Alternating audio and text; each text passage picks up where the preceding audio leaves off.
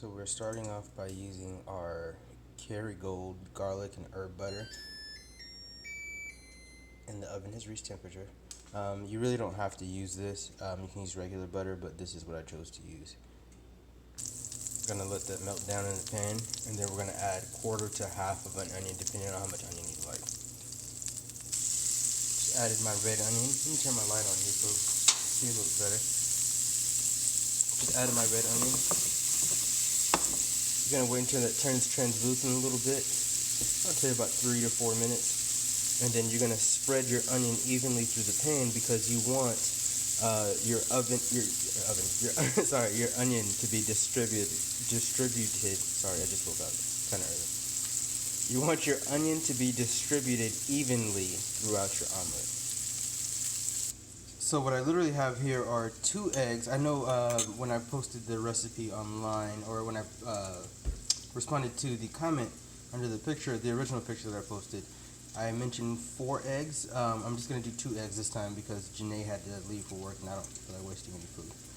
So 2 eggs, a little pepper, a pinch of salt. You don't really need too much salt. Actually, you can leave out salt if you completely want to. And I use this Slap Your Mama seasoning, just a light dusting of that. If you don't have that readily available, Tony Chachere's also works. So any type of Creole seasoning, really.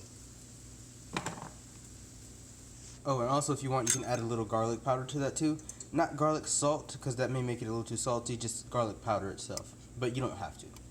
So you see how my onions are kind of distributed all throughout the pan, and I'm just going to pour my eggs there and kind of let that start to cook a little bit.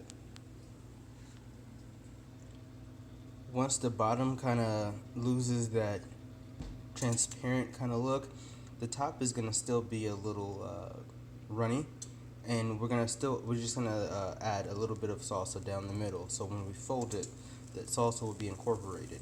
Now that salsa is going to keep the top from cooking as fast as it usually would, but I'll show you how that turned out in a little bit. Okay, so I've added my salsa down the middle of the pan, and I've also added some mozzarella cheese and a little bit of cheddar. The mozzarella is for aesthetics, for appearance. The cheddar is more so for the depth of flavor. So this is the part yesterday that was a little challenging for me, and it turned out to where the salsa kind of spilled through. I'm just going to take this and flip it over like that. So that's what it looks like. It's going to look a little messy when you flip it because, of course, the salsa and the cheese and all that kept the top from cooking as fast as it usually would. But we're actually going to plate that in another minute or two, and we're going to put some parsley on top. And like I said, this was all a mistake yesterday. It was not supposed to look like that. And what happens is you put a little bit of parsley on top and it turns something that looks like a mistake, which it does right now. Put a little parsley on top and it looks like you did it intentionally. So there we go. I'll show you in a second what we end up with. So that's what we have there, and it looks a lot cooler, doesn't it? It looks like somebody kind of professionally did this, and well, that's another conversation for another day. So you see what we have here.